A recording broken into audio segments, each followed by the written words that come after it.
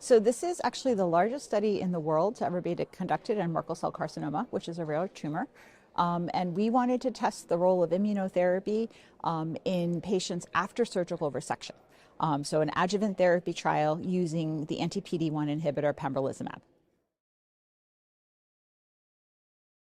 Sure. So the study was designed to be a randomized phase 3 trial, and the total enrollment was 293 patients, which were about equally balanced between the two arms.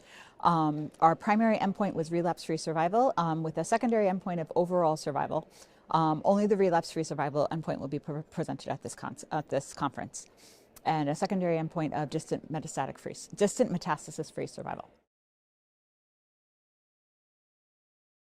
So we found that patients who, in the arm that received pembrolizumab, had a numerically but not statistically significant difference in relapse-free survival compared to the patients who had on the standard of care arm. It's important to note that patients on both arms were offered radiation therapy at the physician's discretion. And so essentially the bottom line is that we saw patients who received pembrolizumab had a 73% chance of 81% chance of recurrence at 12 months versus 73% in patients who received the standard of care arm. But this did not meet statistical significance. What we're very interested and excited in, however, is the data on the distant metastasis-free survival endpoint.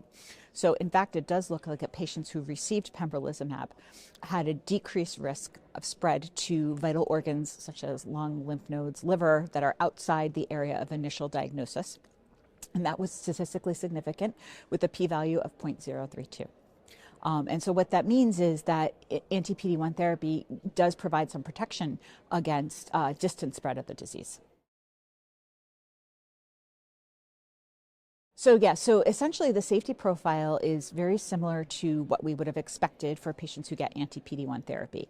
The toxicity that we measured was treatment related, so that included radiation toxicity. So the incidence of the two combined, pembrolizumab and radiation in that arm, was 31% grade 3 toxicity compared to 4% in the standard of care arm. So we do need to wait for some more data. We're going to be doing further subset analyses as well as overall survival analyses. But I think what it means in the meantime is that it's certainly very possible that giving immunotherapy is a way to protect against a spread that can be a life-threatening recurrence.